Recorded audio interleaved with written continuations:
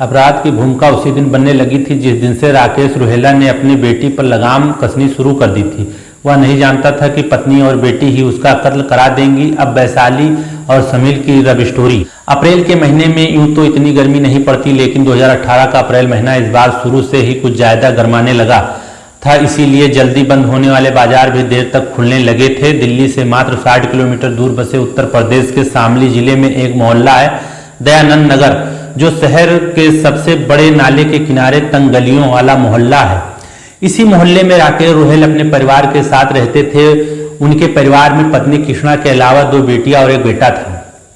राकेश दिल्ली के शारदा के भोलानाथ नगर स्थित बाबू राम की एक कंपनी थी जिसमें नौकरी करते थे। वह सुबह 7 बजे अपने घर से निकलकर करीब 1.5 किलोमीटर दूर रेलवे स्टेशन तक पैदल जाते थे। वहां से दिल्ली जाने वाली ट्रेन में सवार होकर वह शारदा रेलवे स्टेशन पर उतर कर जाते थे। शाम को भी वह इसी तरह ड्यूटी करके फिर घर वापस आ जाते थे। रोजाना का यही रूटीन था। नमस्कार, आदाब, मैं फरीद अख्तर, आप लोगों का क्राइम स्टोरी में बहुत बहुत स्वागत है। दोस्तों, अगर आप लोगों ने मेरे चैनल को अभी तक सब्सक्राइब नहीं किया है तो आप लोग मेरे चैनल को सब्सक्राइब कर लें। 7 अप्रैल 2018 की रात को भी राकेश रुहेला रोजमर्रा की तरह करीब 9:30 बजे दिल्ली से अपनी ड्यूटी खत्म करके ट्रेन में शामली पहुंचे और वहां से नाला पट्टी रोड से पैदल घर की तरफ जा रहे थे। रात के करीब 10 बजे वहां अपने घर की गली के मोड़ के करीब पहुंचे ही थे कि उनके पास अचानक 2 युवक तेजी से आए। उनमें से एक ने उनके पास जाकर गोली चला दी। फायर की आवाज़ सुनकर आसपास खुली इक्का दुक्का दुकानों पर खड़े लोगों ने जब तक पलट कर देखा तब तक राकेश लहराकर जमीन पर गिर चुके थे और उन्हें गोली मारने वाले दोनों युवक तेजी से विपरीत दिशा की तरफ भाग रहे थे। लोगों ने देखते ही पहचान लिया कि गोली लगने के बाद जमीन पर खून से लथपथ पड़ा व्यक्ति राकेश रुहेला है। गली के नुक्कड़ पर ही किराने की दुकान वाले ने दुकान चलाने वाला शैलेंद्र कुछ लोगों की मदद से जख्मी राकेश को एक टेम्पो में लाद कर जिला अस्पताल ले गया। कुछ लोगों ने तब तक राकेश के घर जाकर इस बात की सूचना दे दी कि किसी ने राकेश पर गोली चला दी। मौत की खबर पाते ही पत्नी और बेटी का नाटक, इसके बाद उनके घर में कोहराम मच गया। राकेश की पत्नी कृष्णा और बेटा तत्काल आस पड़ोस के लोगों के साथ सरकारी अस्पताल पहुंच गया। कृष्णा 3 नंबर गली में रहने वाले अपने देवर मुकेश को फोन करके सारी बात बताई और जल्दी से सरकारी अस्पताल पहुंचने के लिए कहा। सरकारी अस्पताल पहुंचने के बाद घर वालों को डॉक्टरों ने बताया कि राकेश की रास्ते में ही मौत हो चुकी थी। पति की मौत की खबर सुनते ही कृष्णा का विलाप शुरू हो गया। मुकेश कुछ लोगों को साथ लेकर शामली कोतवाली पहुंचा। पति की मौत की खबर सुनते ही कृष्णा का विलाप शुरू हो गया।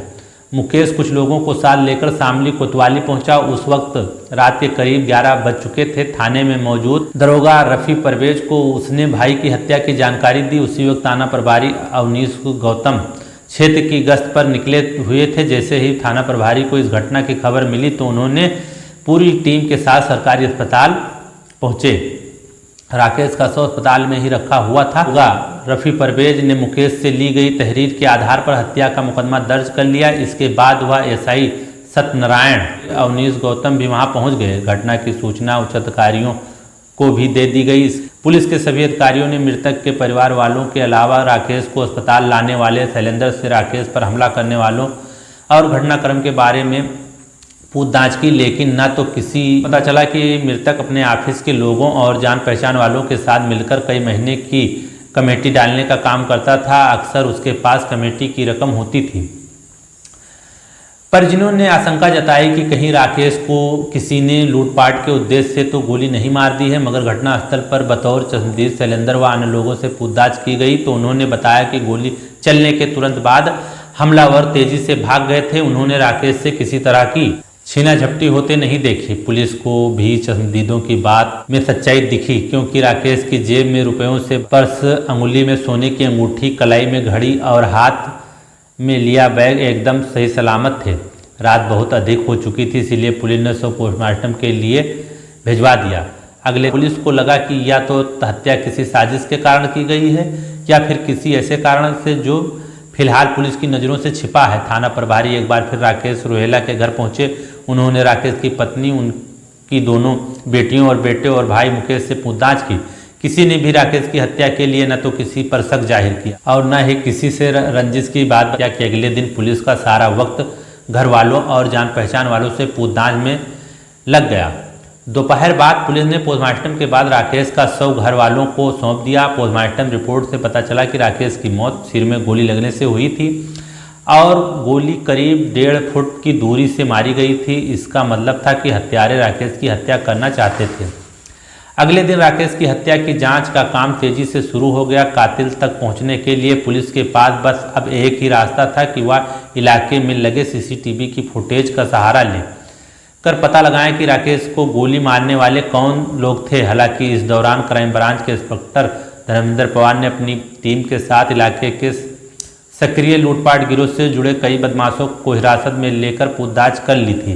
से घटना स्थल तक लगे 6 सीसीटीवी कैमरों की जांच की। पता चला राकेश रुहेला का पीछा कर रहे थे तो कहीं ना कहीं सीसीटीवी फुटेज में जरूर कैद हुए होंगे। अब तक की गई जांच पर नजर डाली राकेश हत्याकांड के हर पहलू को बारीकी से समझने के बाद कलार ने क्राइम ब्रांच के इंस्पेक्टर धर्मेंद्र पवार और उनकी टीम के साथ बैठकर फुटेज देखने का काम शुरू किया 5 घंटे तक। फिर पुलिस को एक बड़ी कामयाबी मिली। पता चला कि जिस जगह राकेश रुहेला को गोली मारी गई में 2 युवक राकेश का पीछा करते हुए दिखे।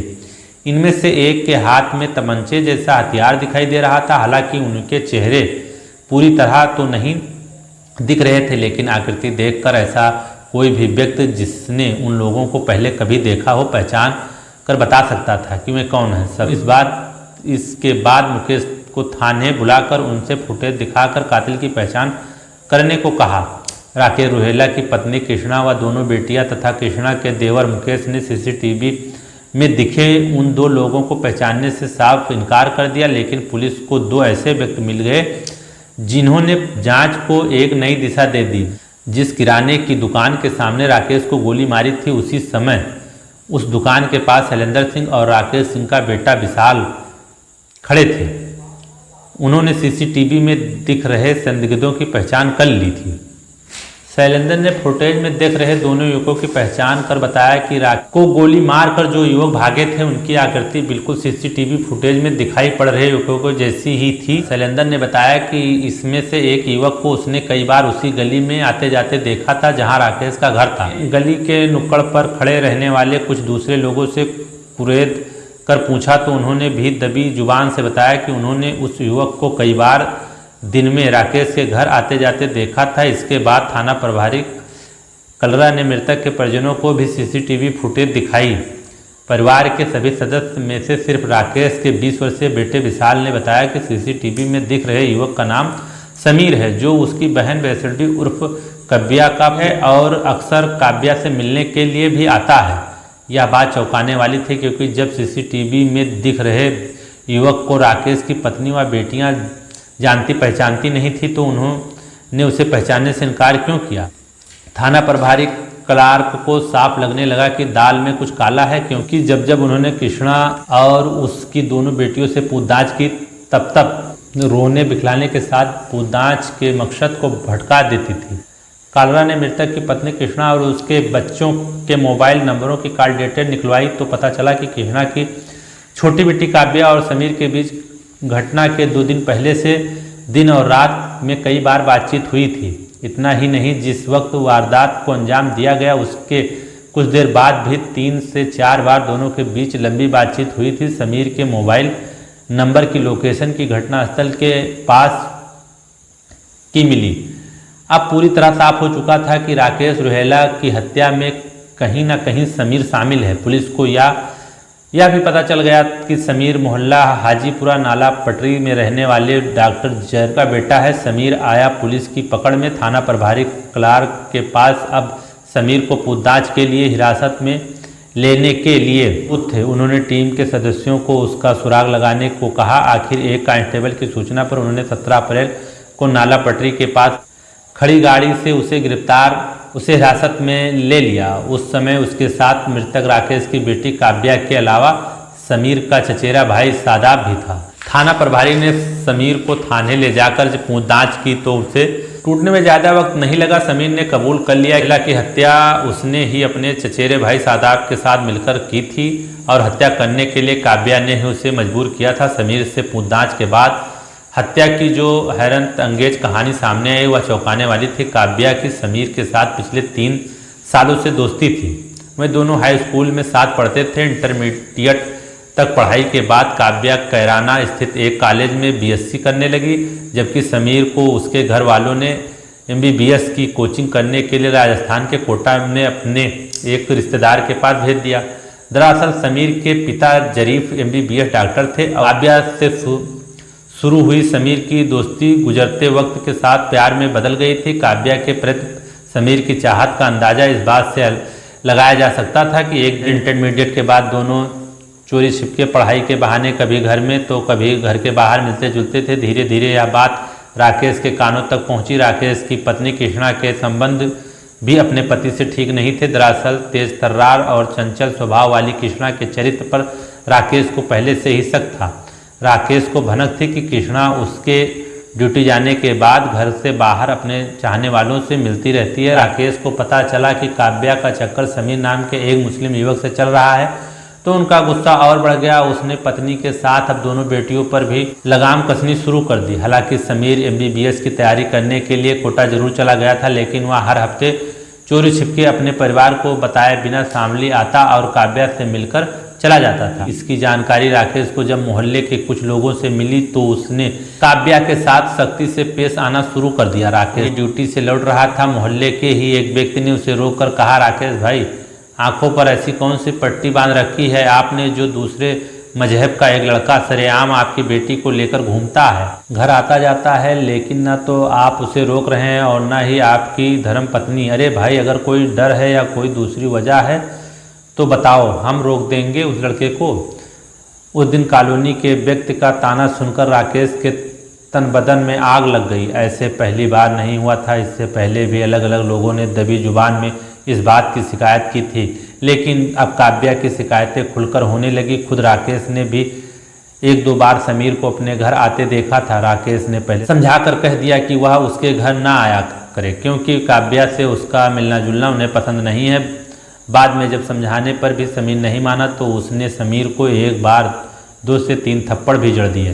साथ ही धमकी भी दी कि अगर फिर कभी काव्या से मिलने की कोशिश की तो वह उसे पुलिस को सौंप देंगे। पत्नी और बेटी के चरित्र के इस खुलासे के बाद राकेश का मन बेटियों और पत्नी के प्रति खट्टा हो गया। राकेश के लिए पत्नी और बेटियों के साथ मारपीट करना अब आए दिन की बात हो गई। रोज रोज की मारपीट और बंधनों से परेशान कृष्णा ने एक दिन अपनी दोनों बेटियों के सामने कि जिंदा रहने से तो अच्छा है कि ये इंसान मर जाए। पता नहीं वो कौन सा दिन होगा जब हमें इस आदमी से छुटकारा मिलेगा। बस उसी दिन काव्या के दिलो दिमाग में ये बात बैठ गई जाए कि उसका पति उनके रास्ते से हट जाए। उसे लगने लगा कि समीर उससे जिस कदर प्यार करता है, बस एक वही है जो उसके खातिर ये काम कर सकता है। लेकिन इसके लिए जरूरी था कि समीर की भावनात्मक रूप से और लालच देकर इस काम के लिए तैयार किया जाए। इस बात का जिक्र काव्या ने अपनी माँ से किया तो उसने भी हामी भर दी। बस फिर क्या था, काव्या मौके का इंतजार करने लगी। एक दिन मौका मिल गया। समीर ने पिता को बताया। जल्लाद काव्या ने कहा कि वह उसे भी भाग कर नहीं बल्कि पूरे जमाने के सामने ही शादी कर लेगी, लेकिन इसके लिए एक समस्या है। काव्या ने समीर से कहा कि उसके पिता उनके प्रेम में बाधा बने हैं। पिता आए दिन पूरे परिवार के साथ मारपीट करते हैं। यदि वह उन्हें रास्ते से हटा दे तो वह उसके साथ शादी कर लेगी। काव्या ने समीर को ये भी लालच दिया कि सहारनपुर 300 वर्ग गज का फ्लैट है, अगर वह उसके पिता की हत्या कर देगा तो वह फ्लैट वह उसके नाम कर देगी। काव्या से ये तुम कैसी बात कर रही हो? ठीक है, वो तुम लोगों के हत्या करते हैं, लेकिन इसका मतलब ये तो नहीं है कि तुम उनकी हत्या करने की बात सोचो। समीर बोला। समीर, तुम मेरी बात समझने की कोशिश क्यों नहीं कर रहे हो? तुम्हें पता नहीं मेरा बाप इंसान नहीं है, जानवर है। जानवर वो सिर्फ मुझे ही नहीं, मेरी बहन और माँ को भी छोटी छोटी बातों पर पीटता है। काव्या ने समीर के सामने अपने पिता को ऐसे जल्लाद इंसान के रूप में पेश किया कि समीर को यकीन हो गया कि राकेश की हत्या के बाद ही काव्या और उसके घर वालों को चैन की सांस मिल सकेगी। लिहाजा वादा किया कि वह किसी भी तरह उसके पिता की हत्या कर देगा। काव्या ने एक और बात कही जिससे समीर का मनोबल और बढ़ गया। उसने समीर को बताया कि उसके पिता कमेटी डालने का धंधा भी करते हैं, जिसकी वजह से रोज उनके पास हजारों रुपए रहते हैं। काव्या ने उसे समझाया कि जब तुम तो उनका बैग छीनकर भाग जाना, इससे लगेगा कि उनकी हत्या लूट के लिए हुई है, और हाँ, बैग में कम हो वो तुम्हारी। इसके बाद समीर के सामने समस्या यह थी कि राकेश की हत्या करने के लिए हथियार कहाँ से लाए। लिहाजा उसने काव्या से सवाल किया, यार तुम्हारे पापा को तो मैं मार दूंगा, लेकिन समस्या ये है कि मेरे पास कोई पिस्तौल वगैरह तो है नहीं, फिर मारूंगा कैसे। तुम उसकी फिक्र मत करो। कैराना में हुए दंगों के वक्त पापा ने अपनी हिफाजत के लिए एक तमंचा खरीदा था, साथ में कुछ कारतूस भी हैं। मैं 1 से 2 दिन में तुम्हें लाके दे दूंगी, उसी से गोली मार देना उन्हें। समीर न तो पेशेवर अपराधी था और न ही उसमें अपराध करने की हिम्मत थी, इसीलिए उसने अपने चाचा अनीस के बड़े बेटे सादाब से बात की। वह समीर का ही उम्र का था, दोनों की खूब पड़ती थी। जब समीर ने अपनी मोहब्बत की मजबूरी सादाब सामने बयां की तो वह भी को ये बात बता दिया था कि काम को करने के बाद उसे न सिर्फ उसकी मोहब्बत मिल जाएगी, बल्कि सहारनपुर में 100 वर्ग गज का एक फ्लैट तथा वारदात के बाद कुछ नकदी भी मिलेगी, जिससे वह उसे बराबर का हिस्सा बना देगा। सादाब भी लड़कपन की उम्र से गुजर रहा था। लच ने उसके मन में भी घर के लिए तेरा साथ दूंगा। वारदात से 3 दिन पहले किसी बात पर राकेश ने फिर से अपनी पत्नी कृष्णा और बेटी काव्या की पिटाई कर दी, जिसके बाद काव्या को लगा कि अब पिता को रास्ते से हटाने में देर नहीं करनी चाहिए।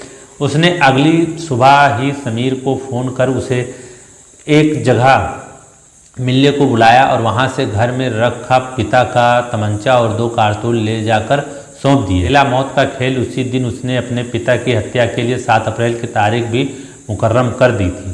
काव्या ने समीर से साफ कह दिया कि वह अब उससे उसी दिन मिलेगी जब वह उसके पिता की हत्या को अंजाम दे देगा। मोहब्बत से मिलने की आस में समीर ने भी अब देर करना उचित नहीं समझा। 7 अप्रैल को जब राकेश अपनी ड्यूटी पर गया तो उस दिन सुबह से ही समीर काव्या से लगातार फ़ोन पर संपर्क में रहा और दिन भर ये जानकारी लेता रहा कि उसके पिता दिल्ली से कब चलेंगे। किसी बहाने से फ़ोन किया। शाम को भी करीब 8:30 बजे काव्या ने पिता को फ़ोन करके पूछा कि वह कहाँ है। राकेश ने बेटी को बताया कि वह ट्रेन में है। काव्या ने फ़ोन करने की वजह छिपाने के लिए कहा कि इलेक्ट्रिक प्रेस का प्लग खराब हो गया है। जब वह घर आए तो बिजली वाले की दुकान से एक प्लग लेते आए। बस ये जानकारी मिलते ही काव्या ने समीर को फ़ोन करके बता दिया कि उसके पिता रोज़ की तरह 9 सवा 9 बजे तक शामली स्टेशन पहुंच जाएंगे, जिसके बाद समीर भी सादाब को लेकर स्टेशन पहुंच गया।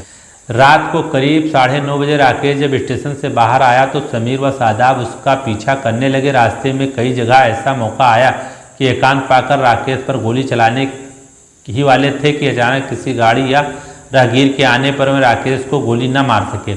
इसी तरह पीछा करते करते दोनों राकेश के घर के करीब पहुंच गए। इस दौरान राकेश ने बिजली की दुकान से इलेक्ट्रिक प्रेस का प्लग खरीदा और फिर घर की तरफ चल दिया।